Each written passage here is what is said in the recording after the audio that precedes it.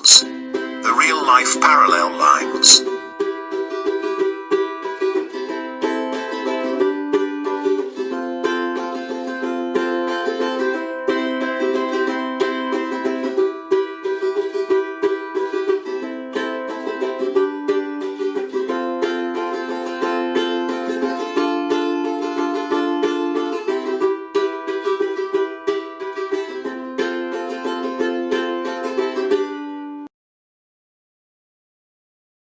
Parallel lines in music.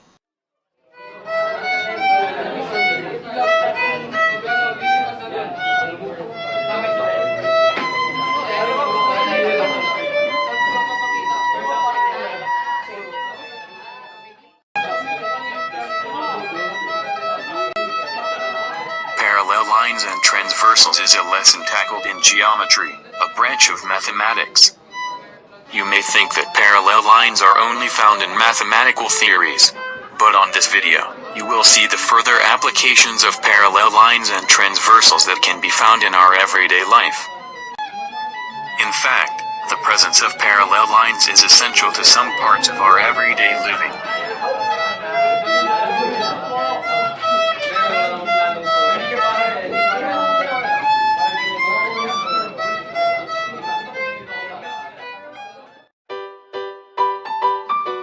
Parallel lines in architecture.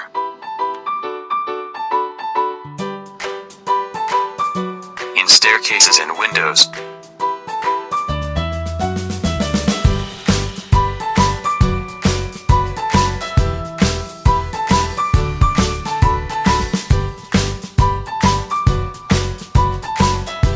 Parallel lines as a foundation of our hallways.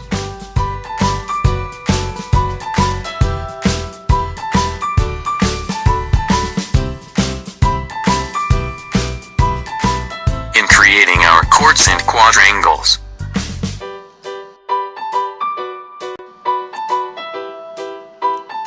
In creating grills, doors and gates.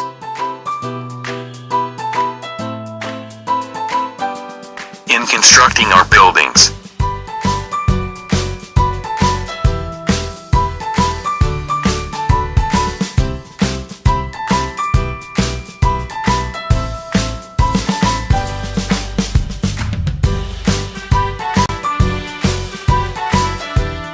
Even in tiles.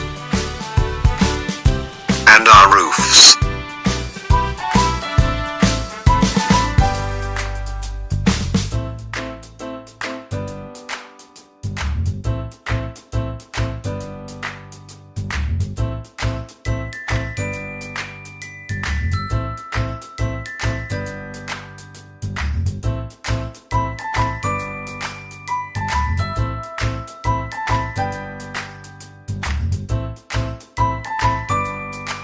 The structure where I am standing right now integrates the concept of parallel lines.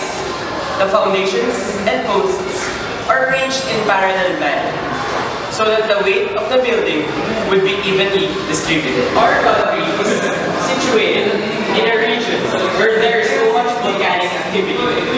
Therefore, the structural integrity of buildings should be considered well.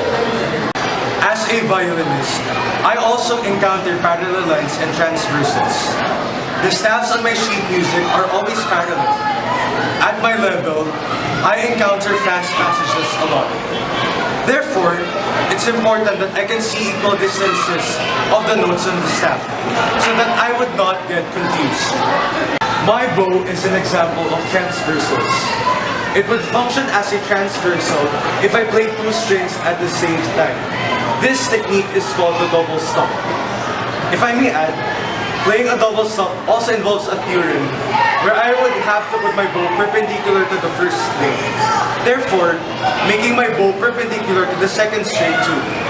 Parallel lines can be truly seen in our everyday life.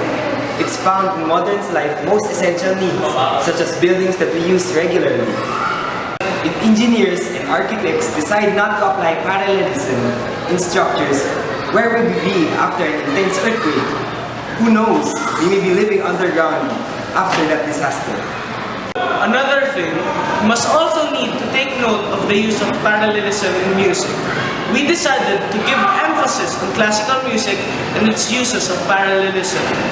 Although our generation does not listen to classical music that much, we need to be aware that this music form is the predecessor of all music forms such as rock, pop, and even EDM. But even until now, music sheets are still used.